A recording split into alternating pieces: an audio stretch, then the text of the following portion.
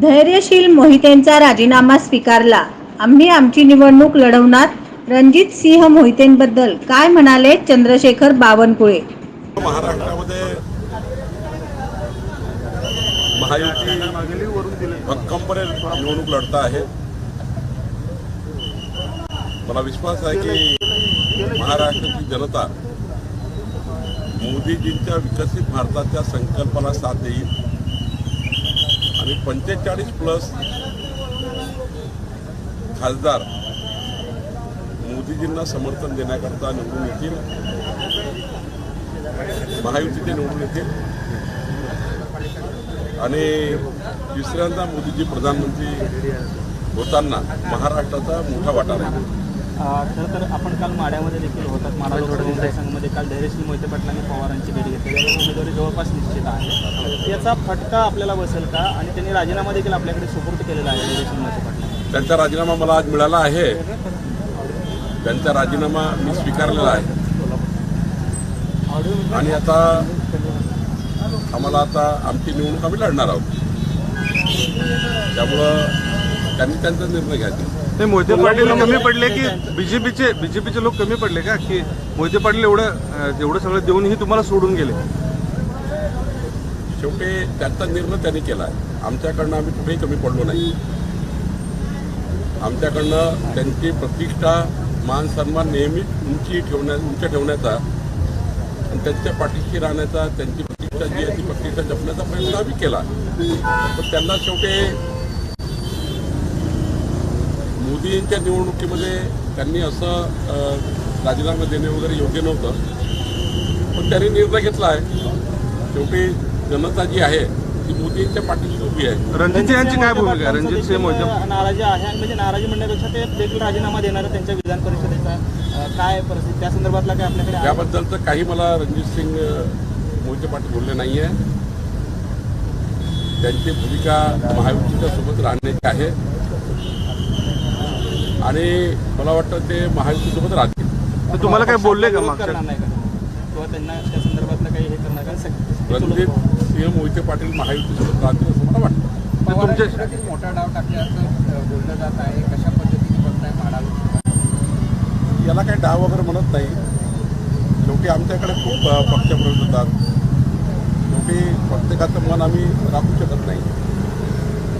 त्यामुळं आमच्याकडे एखादा माणूस तिकडे गेला याचा अर्थ असा नाही की खूप काही त्यांनी आमच्याकडे हजारो लोक रोज पक्षप्रवेश करत आहेत. त्यामुळं निवडणुकीच्या राजकारणात हे कमी जास्त होत राहतं. कोल्हापूरमध्ये संजय मंडलिकांनी शाहू महाराजांना दत्तक पुत्र म्हटलेला आहे. हा कुठेतरी गादीचा अवमान नाही असं चर्चा आहे. संजय मंडलिक काय बोलले त्याचं उत्तर त्यांनीच दिलं पाहिजे व एकनाथ देतील. मला त्याबद्दल तुम्ही सहमत आहात का त्याशी? नितेश राणेंनी सरपंचांच्या बैठकीत सज्जड दम दिल्याची माहिती आहे समोर. जे सरपंच लीड देणार नाही त्यांच्या निधीबाबत मी लिस्ट करणार आहे. त्याचबरोबरीनं धनंजय महाडिक देखील असंच म्हणाले की जर का लीड कमी मिळालं तर जे ग्रामपंचायत जास्त लीड देईल त्याला आम्ही 5 कोटीचा निधी देऊ अशा पद्धतीने. म्हणजे पुढे आमिष दाखवलं जातं असा आरोप होतोय. काही आमिष नाही आहे. काही पैशाचं आम्ही थोडी दिलं. विकासाचा प्रश्न मांडला आहे. मान्यच आहे. आम्ही काही संन्यासी तर नाही आहोत. भारतीय जनता पक्षाचे कार्यकर्ते आहोत, पदाधिकारी आहोत. आम्हाला साहजिक वाटतं की आम्ही एवढं काम करतो. मोदीजी मी संपूर्ण आयुष्य देशाकरता दिलं आहे, समाजाकरता दिलं, जनतेकरता दिलं. साहजिक वाटतं की या गावात आम्हाला मतं मिळाले पाहिजे. शेवटी मतं मिळण्याकरता आम्ही काम करतो ना. शेवटी लोकशाहीमध्ये हाच आमच्या सर्वांचा प्रॉफिट असतं की आम्ही जे काम करतो सकाळपासून संध्याकाळपर्यंत 4 मतं आम्हाला मिळावे आणि त्यामुळे 4 मतं मिळाले पाहिजे याकरता केलेली भूमिका ही मान्यच आहे. आणि त्यांनी काय म्हटलं हे खरं आहे की जे गाव आमच्या पाठीशी राहतं त्या गावात दिलंच पाहिजे. नाही पाठीशी त्यालाही देऊ. ज्यांनी मत दिलं त्याचे धन्यवाद, ज्यांनी नाही दिलं त्याचे धन्यवाद. ज्याने दिलं त्याचेही काम करू, नाही दिलं त्यांचेही काम करू. साहेब नरेंद्र मोदी पीएमला येत नाही आहेत आणि गल्लीतले ते गुंड आहेत, त्या मोदींचाही विनाश होणार असं प्रकाश आंबेडकरांनी म्हटलेलं आहे.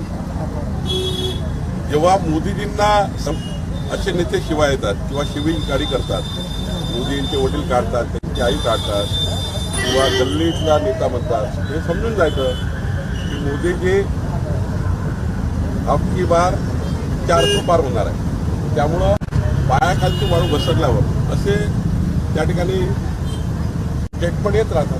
माझे खासदार जे आहेत गजानन कीर्तीकर जे आपले सहयोगी पक्षाचे खासदार आहेत ते असं म्हणतायत की तुम्ही संसद ताब्यात घ्या, 400 पार करा नाही तर संसद ताब्यात घ्या, पण जे ईडी लावण्याचा जो प्रकार आहे तो बंद करा, कुठेतरी भाजपने आणलेली ही संस्कृती असं उपरोधिक टोला त्यांनी लगावला आहे. यापेक्षा जास्त कारवाया काँग्रेस सरकारच्या काळात झाल्या आहे चिदंबरम असताना, आणि ह्या कारवाया काही भाजप करत नाही.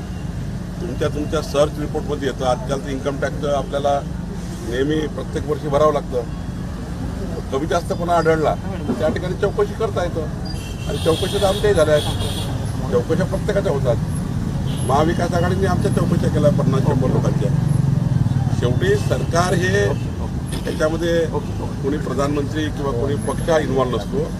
त्यांच्या रोजच्या प्रॉफिटवरनं त्यांच्या जे काही आपण जे सरकारकडे हिशोब देतो मालमत्तेचा वगैरे, त्या ठिकाणी दिसतं सरकारला, याला त्या यंत्रणाला, त्या यंत्रणा त्या दृष्टीने निर्णय करतात. एक असा प्रश्न आहे की पुढच्या काल म्हणाले आणि प्रफुल्ल पटेल म्हणाले की शरद पवारांनी 2014ला NDA मध्ये येण्याचा प्रयत्न केलेला होता. काय नक्की तर ते आपण काय सांगा? मी त्याचं साक्षी नाही, त्यामुळं पिंपड साहेब जे बोलले असतील त्यावेळेस त्यांना ते माहिती असतं. मी बोलले असते. तिसऱ्या टप्प्यातील अर्ज भरण्यास सुरुवात झालेली आहे.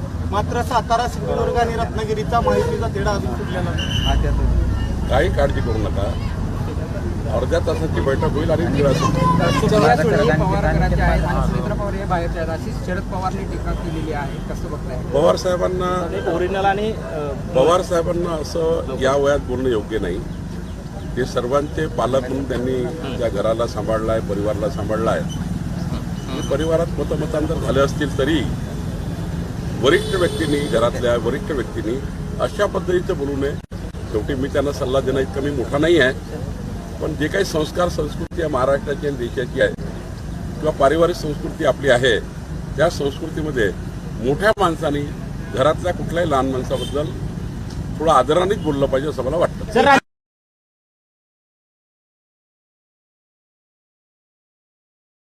नवनवीन बातम्या पाहण्यासाठी SB न्यूज चॅनलला लाईक करा, शेअर करा, सबस्क्राईब करा.